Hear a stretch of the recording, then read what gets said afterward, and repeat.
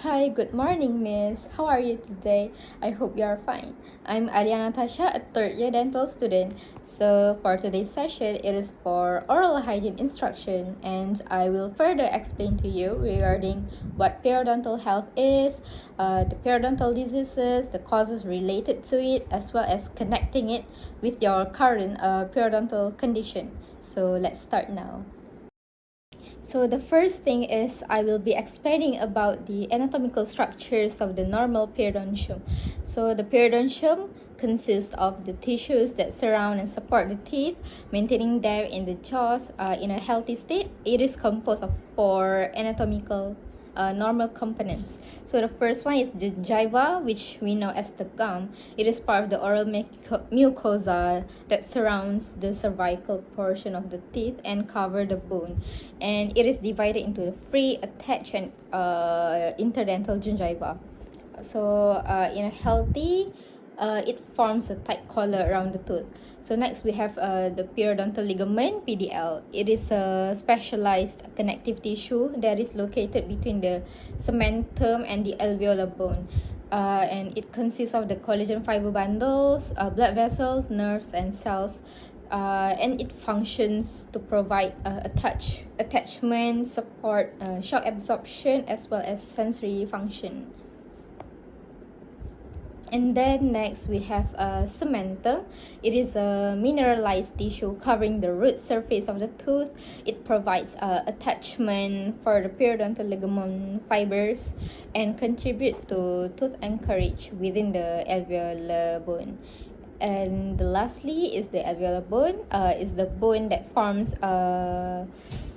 tooth sockets that surround the tooth and support the tooth, which also can be remodeled over time in response to functional forces and your periodontal health.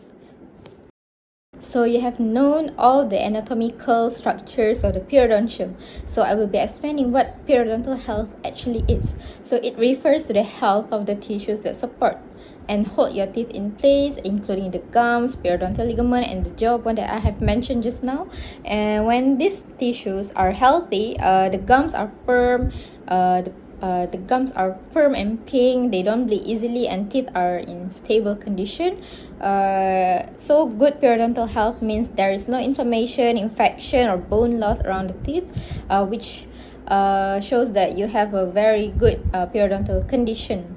And it is essential for keeping your natural teeth strong and functional throughout life. So, what is periodontal disease? It is a condition that affects the gum and supporting structures of your teeth, mainly caused by plaque buildup and poor oral hygiene. Usually, it begins as gingivitis, where the gums become red, swollen, and bleed easily. But the damage is still reversible at this point. But if you does not take care of your oral hygiene correctly, and over time it can progress to a more severe form, which is the periodontitis, which the infections may spread deeper, causing the gum to pull away from the teeth, forming pockets that trap bacteria inside, and over time can lead to bone and tissue loss, causing loosening and mobility of the tooth, and eventually tooth loss. So in order to maintain your periodontal condition, you need to have a good oral care. So as what I have mentioned earlier, anatomically, the periodontium consists of the four main structures: the gingiva, PDL, cementum, as well as the alveolar bone. And in a healthy state, we know that the gingiva is tightly attached around the tooth neck. The PDL are well organized and firmly anchor the tooth to the alveolar bone. And the cementum is intact on the root surface, and the alveolar bone maintains its normal height and density. So, whereas in patients with periodontal disease, the occurrence of inflammation will cause the gingiva to detach and form periodontal pockets around the tooth. And the periodontal ligament fibers will over time break down and causing the cementum to become exposed and altered. And the alveolar bone undergoes resorption, so the level will be lower than normal. This can further lead to tooth loss and mobility, and eventually loss of tooth support. So now you know about periodontal diseases. So what actually causes periodontal problems? So one of the most important leading causes is the accumulation of the dental plaque or calculus, which disallow a lot of bacteria to sit at one specific place, causing destruction over time. Then next is poor oral hygiene. It is very likely closely related with the dental plaque formation, because when you do not take care of your oral hygiene, your dental plaque formation will accumulate over time. And then next is smoking. Smoking will weaken the immune system and reduce blood flow to the gum. The chemicals inside the tobacco will damage the gum tissues, and also they will mask the early warnings like bleeding gums. So the periodontal problems may go unnoticed by someone until it goes into the more severe form. And this is actually very dangerous because you will realize it at the very late stage, and it can cause slow healing, bone loss around the teeth. And then certain medications may also affect this. For example, antihistamine and antidepressant. They can cause a dryness of the mouth, which reduce salivation in your mouth. So the bacteria cannot be flushed out. They will tend to accumulate, increasing risk of gum diseases. And for systemic disease, it may affect your gum condition. For example, diabetes, cardiovascular disease, and also problems regarding hormones, and also autoimmune disease like blood disorder. Where the immune system will be depleted, so the body cannot really fight against the bacteria that has accumulated in your gum. Actually, it's sad to know that a lot of people does not know this or even care to learn about this. And regarding your case, I know that you have diabetes. You are diagnosed with diabetes. It is actually very closely related to periodontal problems, because high blood sugar affect the body's ability to fight infection and heal properly. So when the blood glucose level is poorly controlled, the bacteria in dental plaque easily to grow more, leading to increased gum inflammation and infection. And also diabetes actually reduce the blood flow to the gum, causing them more prone to damage and slower to heal. So as a result, people with diabetes like you have higher susceptibility in developing a periodontal problem. Now look at your radiograph here. We can see that there are many bone loss that has happened here. This is not normal. The normal bone level should be around 1 to 2 mm below the CEJ level, and many of your bone level has exceeded this number, especially at the lower second second premolars, as well as at the back area, which is the 3-8 and the 4-7. And these areas are really severe since your tooth cannot be held onto anymore, which is why you will need for extraction. And for the upper teeth, bone loss can be seen here at the lateral incisor and the molars, and usually it's caused by the bacteria that has been accumulated below your gum, and over time they digest all your bone cells surrounding your tooth. So based on the results from your periodontal charting, there are many teeth involved in deep pockets, which some teeth having some recessed gum, and there are many teeth that have pocket depth of more than 4 mm, which is highly suggestive of early to mild periodontitis. There are as well as bleeding on most areas of the gum after we do probing. And your plaque score is also quite high, which may be one of the contributor in your case, just like how I mentioned before. These signs show that it is very likely for you to develop periodontitis. We are moving on for the oral hygiene instruction kit. One thing you need to know is that brushing your teeth is an essential part of your daily dental care routine, especially when it is done with a correct method. It can lead to general healthy mouth, as well as contributing to healthy smile. Correct toothbrush choice is important for maintaining good oral hygiene. A toothbrush should have a small head to reach all the areas of the mouth, especially the back of the teeth. The bristles should be soft and rounded to clean teeth effectively without causing damage to the gums or enamel. A comfortable handle allows good control and proper brushing technique.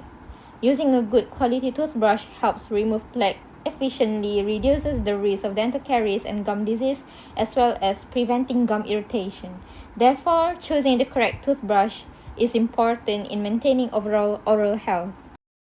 It is recommended to use a soft toothbrush as it cleans without injuring gums and help prevent gum irritation, as well as allow even pressure distribution during toothbrushing. The usage of worn toothbrush should be avoided as it cleans poorly, it does not reach between the teeth, and it can lead to gum damage over time by scraping and irritating the gum, causing gum recession. A proper toothbrushing should take at least about 2 minutes twice a day, using a soft bristle toothbrush along with the fluoridated toothpaste. We are going for the modified best technique demonstration. I will be showing you the correct technique for the 45-degree angle against the gum line. To follow the correct brushing technique, start by tilting the brush at the 45-degree angle against the gum line. Using a short back and forth stroke, gently brush along the gum line. Next, gently brush along the chewing surfaces of the teeth, including the inner and outer sides. Next is how to properly brush behind the front teeth. When cleaning the inside surfaces of your front teeth, make sure to tilt the brush vertically. Tilt the brush vertically and make sure to move your brush in up and down strokes. So this is a single tufted toothbrush. It is a small specialized toothbrush that has one compact bundle of soft bristle instead of the full brush head. And it is designed for precise cleaning of a hard to reach areas, especially at the back of the teeth, which usually used in the gum line, between the teeth, around braces, dental implants, crown, and partially erupted teeth, like wisdom teeth usually. And usually we recommend it because it helps to remove plaque more efficiently in these specific areas, which usually cannot be cleaned by using a normal toothbrush, and it reduces the risk of cavities, gum diseases, and it is usually used alongside a regular toothbrush for better oral hygiene. To use the single tufted toothbrush, we have to place the small bristle tip gently at the gum line of the specific area you want to clean, and then you will use light pressure and make small circular or short sweeping motions, and then we need to focus on one tooth or spot at a time. Carefully clean around the braces, dental warts, or tight spaces where plaque usually can build up. And then slowly move from tooth to tooth, avoiding scrubbing too hard to protect the gums. And after using regular toothbrush, you can use this soft bristle toothbrush as an extra step for more precise cleaning. Next, I highly suggest you to do interdental cleaning at least once a day.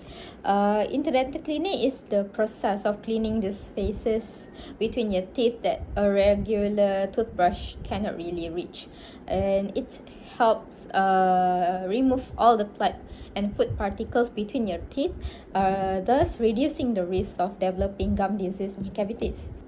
So we have tools like dental floss, interdental brushes, or soft picks.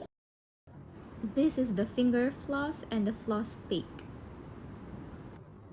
To use dental floss correctly with your fingers, cut about 80 inches of floss and wrap it around your middle finger, and then gently slide the floss between your teeth without snapping it. Curve it into a C shape like how I did around one tooth and move it up and down. And then clean both sides of each space using a fresh section of floss as you move along. This is interdental brush, usually used to clean the spaces between the teeth. It comes with two types, I and L type design. So the I type is usually for easy access and front teeth, and L type is for the back of the teeth or unreachable areas since it is angled, like L angle. You gently insert between the teeth to move it back and forth to remove the food and plaque. One additional tool that I recommend you to use is the tongue scraper. Tongue scraper is a tool used to gently clean the surface of the tongue. It removes all the bacteria, food debris, and dead cells that cause bad breath. Usually, the bad breath usually comes from the tongue, and regular tongue scraping improves overall oral freshness and support overall oral health. So to use the tongue scraper, stick out your tongue like this. Do not stick out too much, and gently place at the back of your tongue and slowly pull it forward and forward the tip. Use a very light pressure and avoid scraping too hard to prevent irritation of your tongue surface. And then after every use, you need to rinse the scraper. What I mean every use is every once you pull it. So you pull it and then you rinse, you pull, you rinse, and then do this once daily is recommended.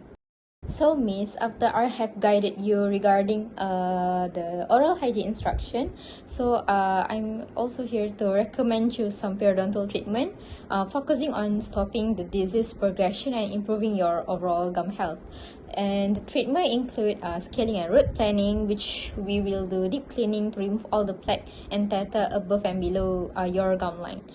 And then also, I recommend you to get some antibacterial treatments such as antimicrobial mouth rinses or localized antibiotics, which functions to reduce the bacterial invasion within your gum, and also to combat further bacterial invasion in the future. And also, I will provide you regular periodontal maintenance visits to monitor your healing process. And if the healing process is slow or does not improve with non-surgical care, then I may need to refer you for a minor surgical treatment since you have some sort of deep pockets. Alright, so thank you for hearing my advice. See you soon. Thank you very much.